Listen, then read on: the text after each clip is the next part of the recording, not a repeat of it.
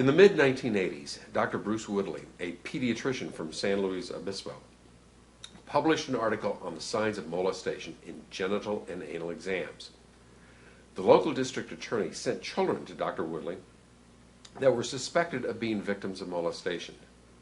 Dr. Woodley examined them and found erythema, which means redness, a rounded hymenal edge, rounded rather than a blade-shaped edge, bumps on the hymen, increased vascularity, and indents in the curvature of the hymen. He concluded that these and other signs he noted were proof of molestation.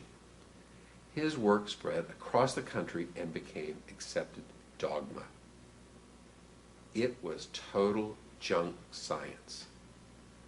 Why, you say? Because no one had ever done a study on normal, non-abused children to establish what was the range of normal anatomy of non-abused children. If you do not know what is normal, you cannot know what is abnormal.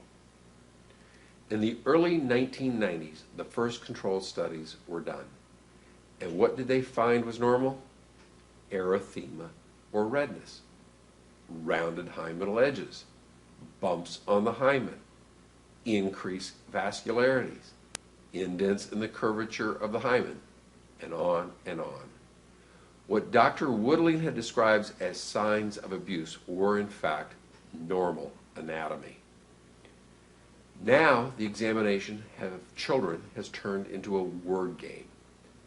The doctor examines the child and says, quote, "The findings were consistent with molestation," close quote. Most people, the police, and jurors believe that that means that they found evidence, but not so fast. Doctors may have a long list of findings of erythema, increased vascularity, etc., which are totally normal. But most times they have found nothing. So why has the prosecution doctor called it, quotes, consistent with molestation, close quotes? Well, you can touch someone on the vagina and leave no evidence of trauma. Therefore, no evidence of trauma, or no evidence at all, no evidence of a medical sort, is also consistent with molestation. Using this play on words, every child in the world has anatomy that is, quotes, consistent with molestation. To counter this junk science and the word games played by advocacy doctors, we call on our own experts. Maintains a library of controlled studies on normal genitals and anal anatomy. The following is a clip from one of our training videos that we use to train judges and attorneys about this area of medicine.